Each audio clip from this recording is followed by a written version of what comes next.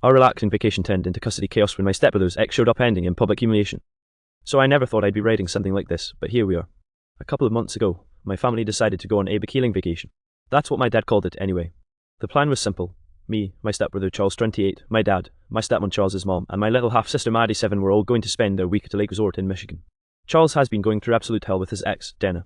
They've been fighting non-stop in court over custody of their son, Caleb 5. Every phone call, every holiday, every scheduled drop-off, it always ends in screaming. My dad thought the vacation would give Charles some peace before the next court hearing. Spoiler, that's not what happened. The first few days were actually nice. We rented a cabin right on the lake, grilled burgers, played cards, and even did some kayaking. Charles was quieter than usual, but when Maddie begged him to make s'mores by the fire, he actually smiled like his old self. I thought maybe this was working. Then Saturday happened. We were at this lakeside restaurant that had live music and outdoor seating. It was one of those family-friendly places where kids run around barefoot on the grass while parents sip margaritas. Charles was finally relaxed, drinking a beer and laughing at one of my dad's lame fishing jokes. That's when I saw her. Jenna. She walked straight across the lawn like she owned the place, her heels sinking into the grass, hair perfectly styled like she was going to court, not a lakeside grill. Caleb was with her, holding her hand and looking confused. Charles's face dropped instantly. Jenna, what the hell are you doing here? Charles said, standing up so fast his chair tipped over. Jenna smirked. Don't what the hell me, you think you can take my son on some secret vacation and not tell me? You're violating custody terms, Charles. People started turning to watch. The music hadn't stopped, but suddenly every table near us went quiet. I could feel my stomach nodding because I knew Charles was about to blow. I didn't violate anything. Charles snapped. I told you I hit him this week, it's in the damn agreement. My dad tried to step in, raising his hands. Hey, let's not do this here, we're just trying to have dinner. But Jenny cut him off. Don't you dare talk to me about family, Tom. Maybe if you'd raised your son better, he wouldn't be dragging my kid through his mess. I swear the entire patio gasped at the same time. Maddie started crying, and Charles's face went redder than I've ever seen. That's when Charles said it loud enough for the whole restaurant to hear. You're the mess, Jenna. Everyone here can see it. You're a manipulative liar, and I'm done letting you humiliate me in front of my family. And just like that, the whole healing vacation turned into a public custody trial on the grass outside a lakeside bar. If part 1 felt messy, buckle up, because the restaurant scene went from awkward to full-on nightmare in about 2 minutes. The second Charles raised his voice, Jenny yanked Caleb closer to her like Charles was some stranger trying to grab him. People at nearby tables literally froze with forks halfway to their mouths. I could feel my face burning from second-hand embarrassment. Keep your voice down, Jenny hissed, but she wanted the audience, she thrived on it. I'll keep my voice down when you stop showing up everywhere like a psycho. Charles shot back, his words sharp enough to cut glass. My dad tried to step in again, his voice low but firm. Charles, enough, sit down. Jenna, this isn't the place yet. But Maddie, poor Maddie, was crying so loud by then that the waitress came over and asked if everything was okay. Of course it wasn't. Charles's hands were shaking, and he looked like he was 2 seconds from throwing his beer bottle across the lawn. Then Jenna pulled out her phone. Oh, it is the place, she said, lifting it up like she was about to record. The court will love to see how uncivil you are in public. Go ahead, Charles, show them what kind of father you are. And there it was, the public humiliation in its rawest form. Charles's shoulders stiffened, his face twitching like he wanted to scream, but he just froze. People were openly staring now. Some mom at the next table whispered to her husband, this is about custody, isn't it? I'll never forget the look on Caleb's face. He wasn't scared, just embarrassed. A 5-year-old shouldn't know what embarrassment looks like, but he did. He tugged on Jenna's sleeve and whispered, Mom, stop. But she didn't. You can't even control yourself, Charles. Everyone here can see it. You'll never get full custody. You're pathetic. Charles finally snapped. Not physically, thank God, but with words. You humiliated me in court. You humiliated me at Caleb's school, and now here, in front of strangers, you're the pathetic one. Jenna, you're teaching our son that this is normal. It was loud. Like, too loud. The guitarist on stage actually stopped mid-song because the shouting had gotten so disruptive. That's when the manager came out, all polite but stern, and said, Sir, ma'am, I'm going to have to ask you both to take this somewhere else. And Jenna, queen of dramatics, smiled sweetly and said, Of course, I wouldn't want my son around his father's tantrums. She grabbed Caleb's hand and walked away, slow enough that everyone could get a good look at her smug little smirk. Charles just stood there, fist clenched, chest heaving. My stepmom put her arm around him, but he shoved it off and stormed out toward the parking lot. Meanwhile, the rest of us were left sitting there in silence, with an entire restaurant full of strangers staring at our table like we just dropped the finale of some trashy reality show. That night, back at the cabin, the fallout really hit. Charles disappeared into his room, my stepmom cried in the kitchen, and my dad just sat on the porch drinking whiskey like it was water. I lay awake half the night wondering how the hell we were going to make it through the rest of this trip. That night in the cabin felt like the longest of my life. The air was thick with tension, no one said a word at dinner, and even Maddie, who usually wouldn't stop humming frozen songs, just pushed peas around her plate. Charles locked himself in his room. I could hear him pacing, floorboards creaking, sometimes muttering under his breath. At one point he shouted, She's gonna ruin me, and then slammed something against the wall. My stepmom burst into tears again. Dad finally snapped around midnight. He knocked on Charles's door and barked, Either you come out here and talk like a man, or you can sleep this vacation off alone. Enough sulking. Charles did come out, but he wasn't calm. He had this wild, cornered look in his eyes. She's going to twist that video. Dad, you don't get it. She's been waiting for me to blow up in public. Now she's exactly what she wanted. Dad tried to reason with him. Look, one fight at a restaurant isn't going to ruin everything. Judges know people argue. But Charles laughed bitter and hollow. You don't know Jenna, she'll spin this like I threatened her, like I scared Caleb. Everyone saw it. The worst part, he wasn't wrong. The next morning, Charles was gone. His car wasn't in the driveway, and he hadn't left a note. My stepmom panicked immediately, pacing around the kitchen like a caged animal. He went after her, she kept repeating. He's going to do something stupid. Dad tried to calm her down, but I could see his hand shaking when he poured his coffee. I ended up taking Maddie down to the dock just to get her out of the house because the energy inside was unbearable. Around noon, Charles came back, sunglasses on, jaw tight. He didn't say a word, just walked straight to his room. A few minutes later, I heard the shower running. Dad cornered me on the porch. We've got to keep this trip together. If Charles spirals any further, Jenna wins without even stepping into the courtroom. The rest of the day was like walking on eggshells. We went out on the boat, but Charles sat in the back with his arms crossed, staring at the water. Maddie tried to get him to smile, holding out one of those neon gummy worms she loves, but he just patted her head and looked away. That night, it happened again. Jenna. We were roasting marshmallows when headlights pulled up the cabin driveway. My heart sank the second I saw her car. She got out, wearing the same smug expression as the restaurant. Caleb wasn't with her this time. Charles, she called, arms folded. We need to talk. Charles stood, marshmallow stick still in hand like some weird sort. You don't get to just show up here, you're trespassing. Jenna's mocked.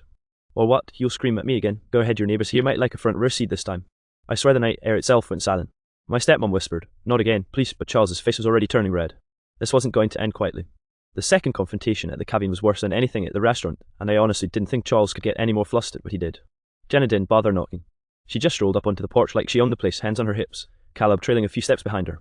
Maddie froze behind me, clutching my arm, her little face pale.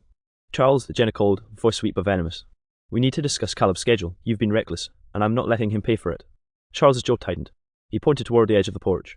You can talk about it, fine, but not here, not on my vacation. Not like this, go sit in your car or leave. Jenna's laugh rang out, sharp and public. Or what? You'll scream at me in front of everyone again. Don't forget, you made a scene last time. Everyone saw you lose it. That's when my dad stepped in, his voice low but urgent. Charles, calm down, this isn't worth another scene. Let's go inside and talk.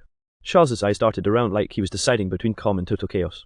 The weight of Jenna's smug expression, Caleb's confused stare, and every neighbour's car likely watching it was too much. His voice cracked.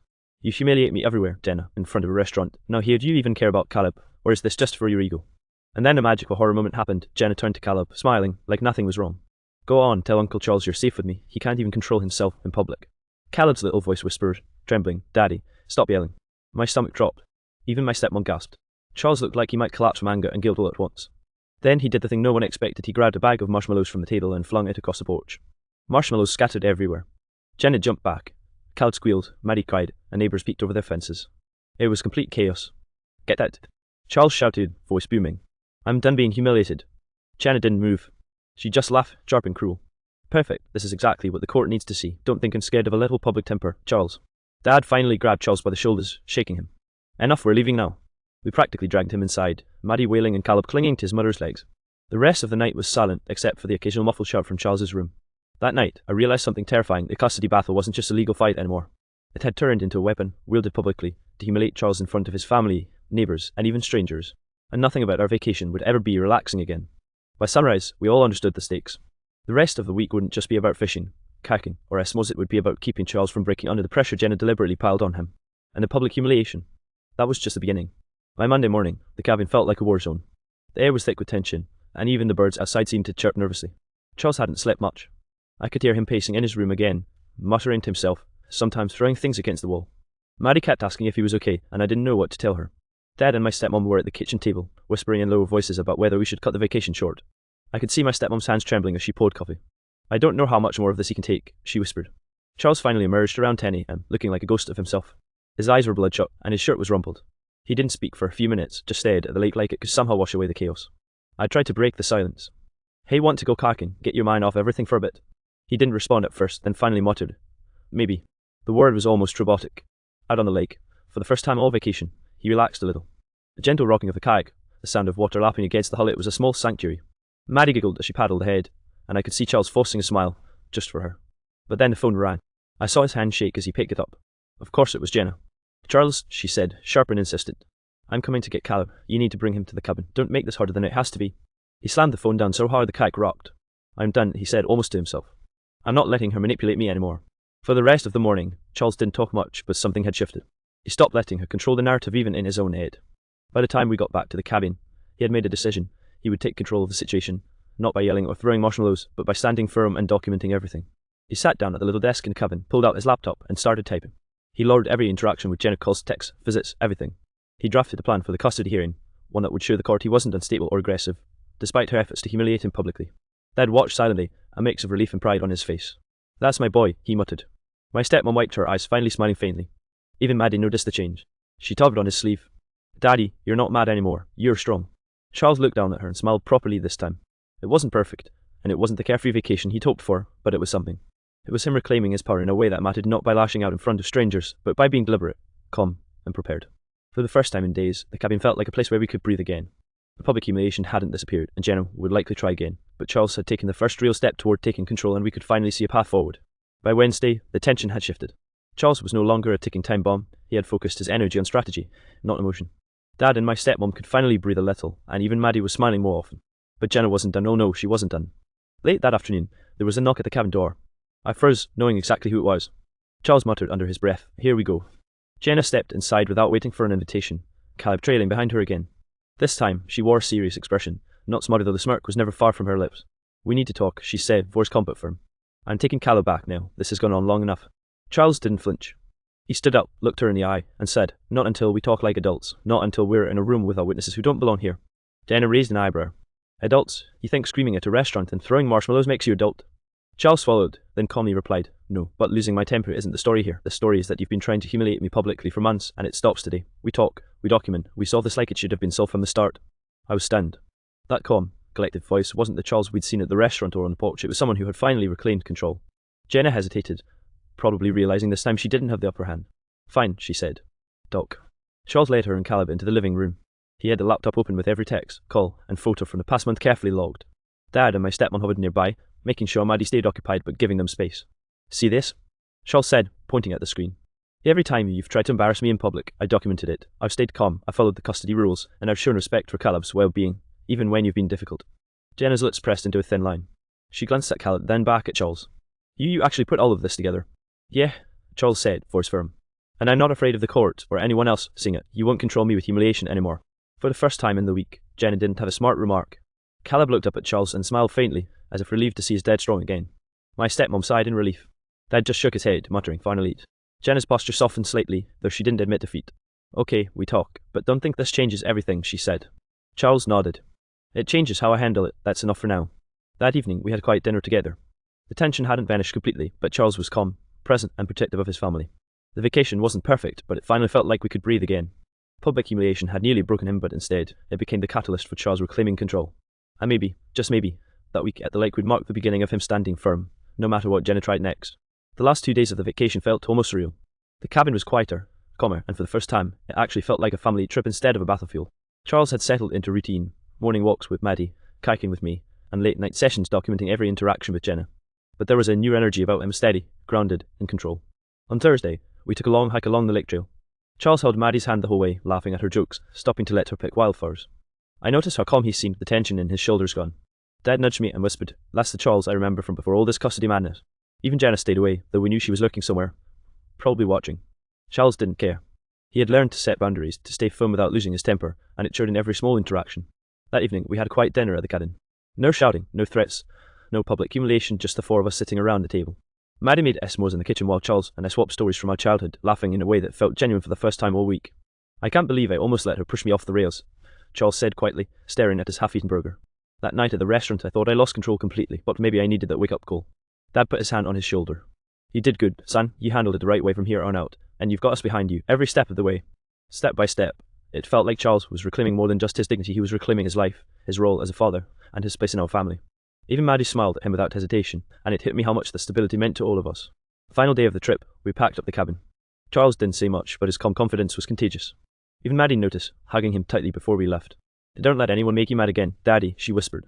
"I won't, kiddo," he replied, ruffling her hair. As we drove home, I looked at him in the rearview mirror, seeing a stepbrother transformed by a week of chaos, public humiliation, and emotional battles. He had been pushed to the edge, tested in front of strangers, and yet he had emerged stronger, steadier, and more prepared to fight for what mattered.